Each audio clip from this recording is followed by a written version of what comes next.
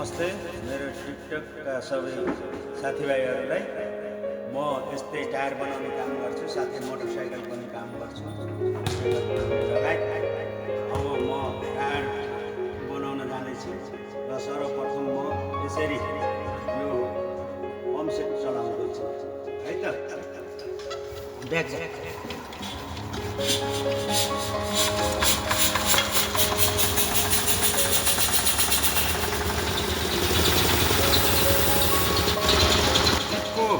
यो 715 को हो, बोलेरोको। अब म यसको पन्चर लगाउने प्रक्रियामा छु। सबभन्दा पहिले म यसलाई हावा भरिसकेपछि अब यो ठाउँबाट पन्चर भएको छ र यसरी म पोइन्टेड गरेको छु।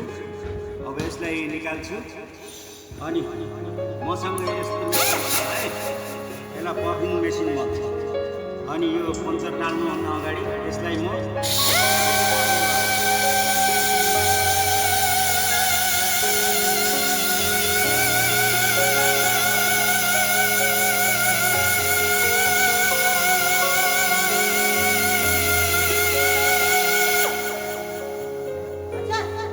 यो टिकी लगाउनुभन्दा अगाडि यो सोल्युसन यसरी लगाइएको छ र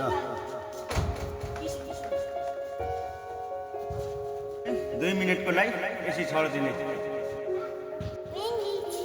2 मिनेट भइसकेको छ। यसपछि यो टिकी प्यारलको यो एकदम राम्रो हुन्छ। तपाईँहरू पनि जो कोही साथीभाइहरू हुनुहुन्छ टायर बनाउने यो टिकट प्रयोग गर्नु होला है।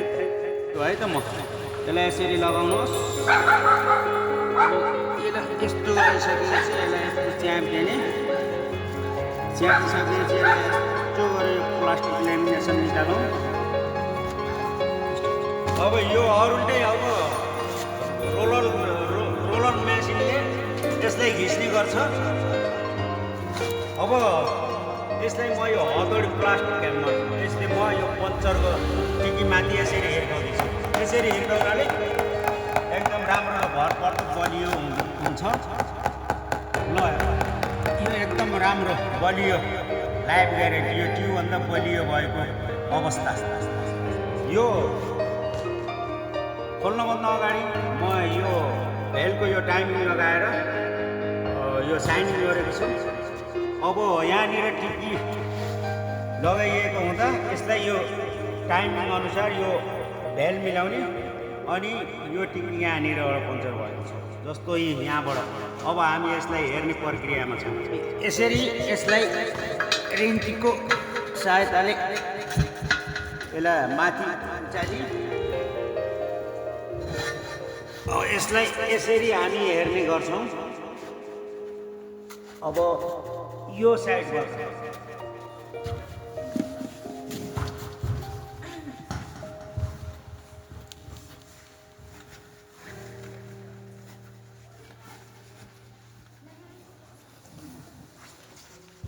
टिकीलाई केही पनि नभएको अवस्था छ है त गाइस।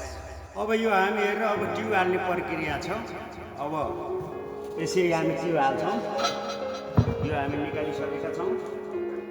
ट्युब फिट गर्नुभन्दा अगाडि यो टायरको यता बेडमा राखी अब हामी यो ट्युब फिट गर्न लागेको अवस्था छ। यसलाई यसरी गर्छौँ र यसरी नजिक फसाइसकेपछि हामी यसलाई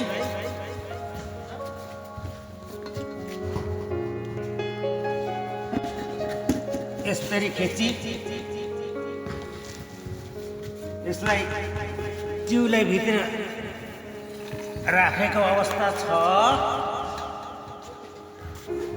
अनि यो हेमर निकालेर यसलाई एक साइडबाट मजाले यो फसाउने।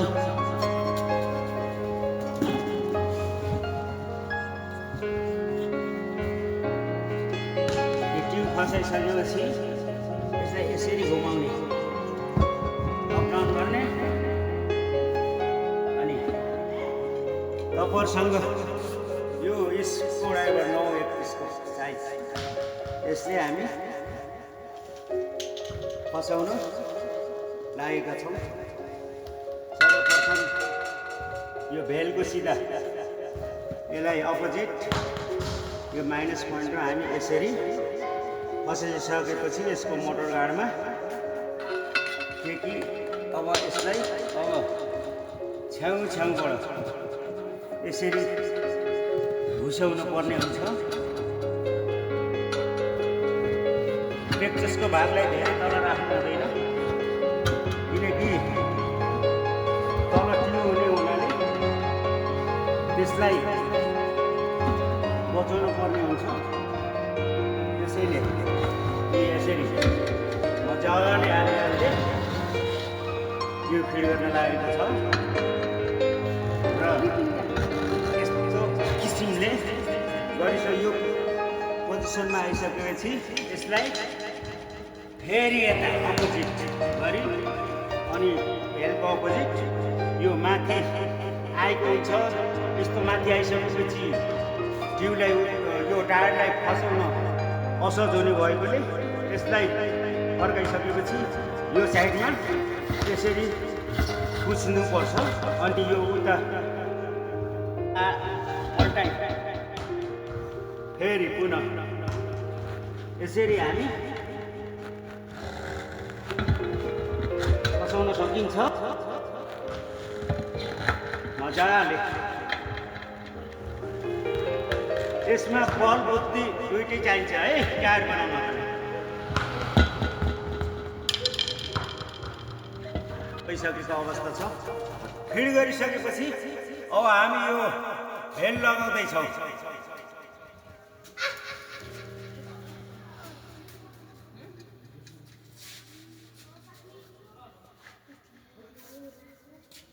भेल लगाइसकेको अवस्था छ। त्यसपछि हामी हावा भर्ने प्रोसेस गरिरहेका छौँ र गरिसकेको अवस्था छ। यो रेडियल टायर भएको हुनाले यसलाई 50 पोइन्ट राखेका छौँ। ल यता क्यामेराम्यान फोकस गरौँ। यी 50 पोइन्ट यो जिपको टायर बनेर रेडी भइसकेको छ। र कुनै पनि गाडीको टायरहरू बनाउन परेमा यो simple multi workshop, Arghakhanchi, Chhatradev 4, रेठाकाहरू